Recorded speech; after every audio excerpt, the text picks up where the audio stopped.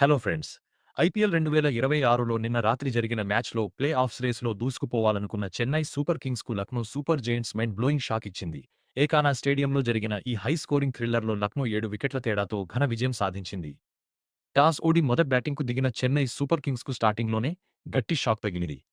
Opener Sanju Samson 20 పరుగులకే out కాగా, captain Ruturaj Gaikwad కేవలం 13 రన్స్ చేసి పెవిలియన్ చేరాడు.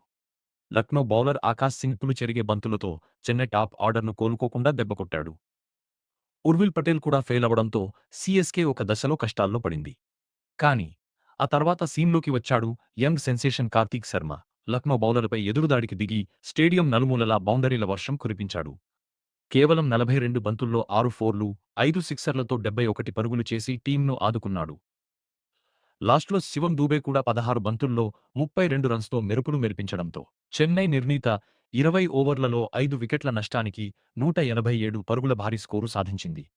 లక్నో బౌలర్లలో ఆకాశ్ సింగ్ 3 వికెట్లతో చెలరేగాడు. 188 పరుగుల టార్గెట్. పిచ్ కాస్త స్లోగా ఉండటంతో లక్నోకు ఇది పెద్ద సవాలే అనుకున్నారంతా. కానీ లక్నో ఓపెనర్ మిచెల్ మార్ష్ మైండ్‌లో వేరే ప్లాన్ ఉంది. సీఎస్కే బౌలర్లకు చుక్కలు చూపిస్తూ వన్ సైడెడ్ విధ్వంసం సృష్టించాడు. కేవలం 38 బంతుల్లో 9 ఫోర్లు, 7 సిక్సర్లతో ఏకంగా 90 పరుగులు చేసి మ్యాచ్‌ని లాగేసుకున్నాడు. సెంచరీ మిస్ అయినా లక్నో గెలుపును కన్ఫర్మ్ చేసేశాడు.